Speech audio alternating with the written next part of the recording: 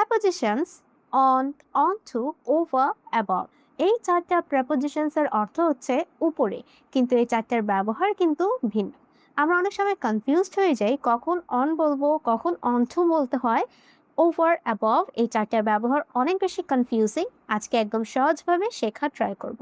So well, hello everyone, assalamu alaikum. Welcome back to my YouTube channel, English with Hasna Hina. I hope you are able with the grace of Almighty Allah. Let's dive into the video. ফার্স্টে আমরা এক একটার ব্যবহার শিখবো and then আমরা কয়েকটা quizzes দেখবো যে অ্যাকচুয়ালি আমার ব্যাপারটা বুঝেছি কিনা। অন আমরা কখন ব্যবহার করি? যখন দেখবেন কোনো একটা জিনিস অলরেডি কোনো একটা সারফেসের উপরে রাখা আছে এবং সেখানে টাচ করছে, তখনই সাধারণত আমরা অন ব্যবহার করি। তাহলে টাচিং সারফেসের জন্য সাধারণত আমরা অন প্রিপোজিশনটা ব্যবহার করব।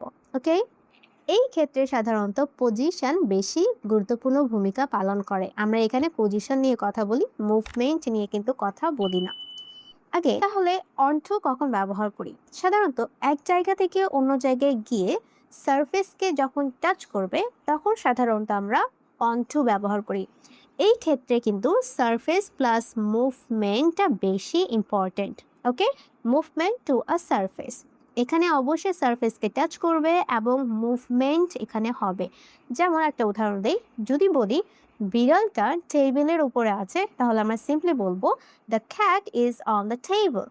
কিন্তু যদি আমরা বলতে চাই বিড়ালটা জাম্প দিয়ে টেবিলের উপরে উঠলো, তাহলে এই যে জাম্প দিল একটা মুভমেন্ট কাজ করছে, জাম্প দিয়ে সে টেবিলের উপরে উঠলো মানে সারফেসটাকে টাচ করলো, তখন সাধারণত আমরা অন টু এই প্রিপোজিশনটা ব্যবহার করব। The cat jumped onto the table.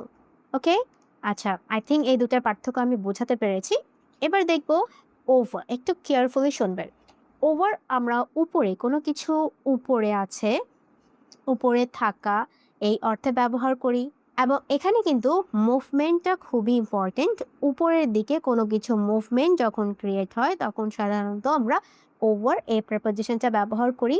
এবং কোনো কিছু যদি ঢেকে দেওয়া হয়, কভারিংয়ের ক্ষেত্রে সাধারণত আমরা এই ওভার প্রিপোজিশন ব্যবহার করি।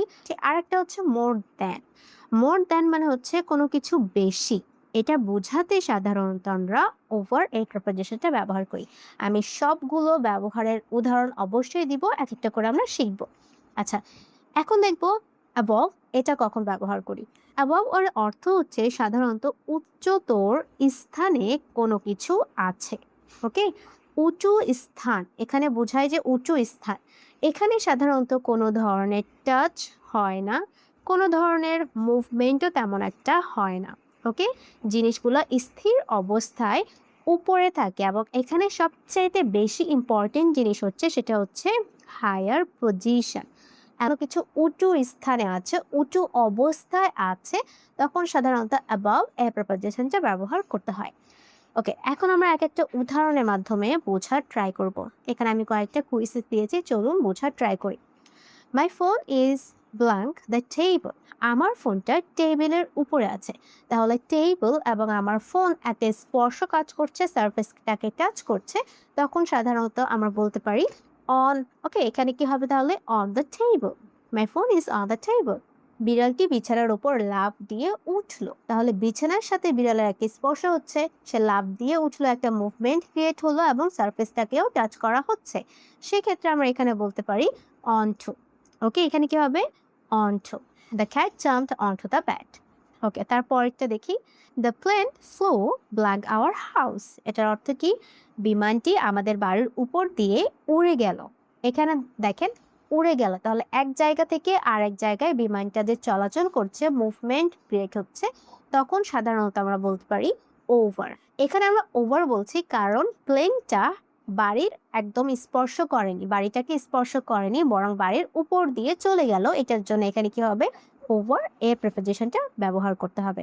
ওকে, তারপরেটা দেখি, the picture is blank the sofa. ছবিটি সোফার চেয়ে উঁচুতে, তাহলে উঁচুতে বা উপরে, তাহলে এটার অর্থ কি দাঁড়াচ্ছে? পিকচারটা সোফার উপরে অবস্থান করছে, উচ্চতর অবস্থানে। এখানে কি নিয়ে, কিসের উপর আমরা ফোকাসটা করছি? পজিশনের উপর ফোকাসটা করছি।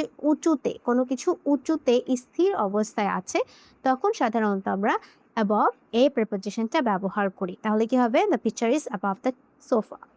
Put the books blank the desk, মানে হচ্ছে বইগুলো ডেস্কের উপরে রেখে দাও।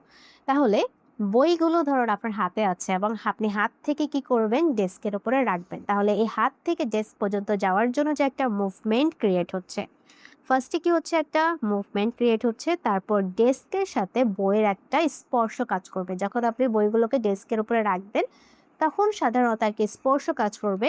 তাহলে মুভমেন্ট প্লাস সারফেসকে যদি টাচ করে তাহলে আমরা ব্যবহার করি অনটু।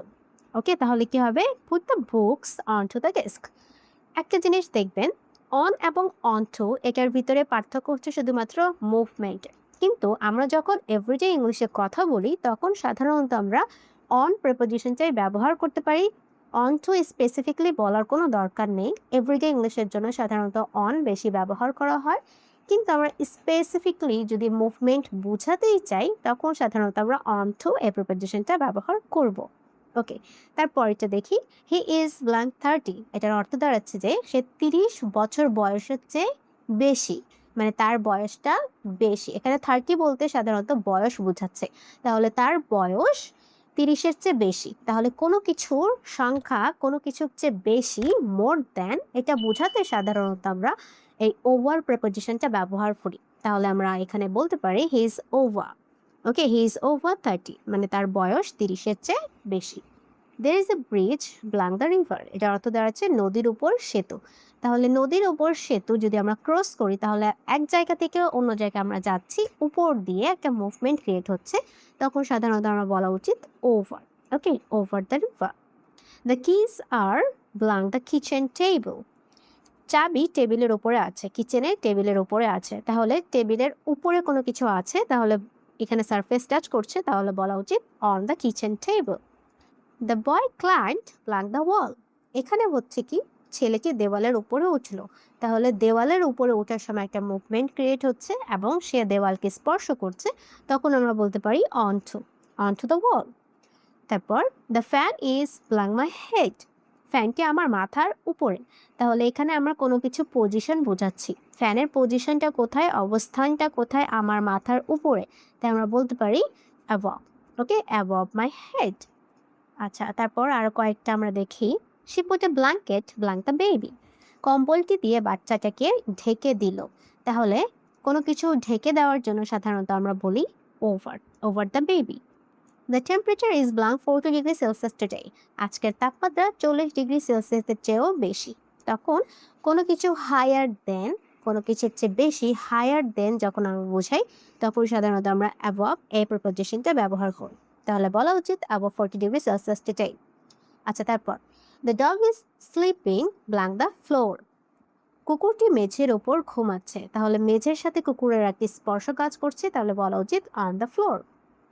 The ball flu blank my head, এটার অর্থ কি, বলটি আমার মাথার উপর দিয়ে গেল। তাহলে আমার মাথার উপর দিয়ে কোনো কিছু চলে গেল, এক জায়গা থেকে আরেক জায়গায় একটা মুভমেন্ট হলো এবং আমার মাথার উপর দিয়েই চলে গেল, আমার মাথাকে টাচ করলো না, তখন আমরা বলতে পারি over my head. The child fail blank the ground, শিশুটি মাটির উপর পড়ে গেল। পড়ে যাওয়ার সময় একটা মুভমেন্ট হয়েছে এবং পড়ে গিয়ে সে গ্রাউন্ড বা মাটির সাথে স্পর্শ হচ্ছে। তাহলে মুভমেন্ট প্লাস সারফেস দুটোটাই এখানে আছে। সেই ক্ষেত্রে এখানে আমাকে কোন প্রিপোজিশন ব্যবহার করা উচিত অবশ্যই আমাকে কমেন্ট করে জানাবেন। সবাই ভালো থাকবেন, আল্লাহ হাফেজ।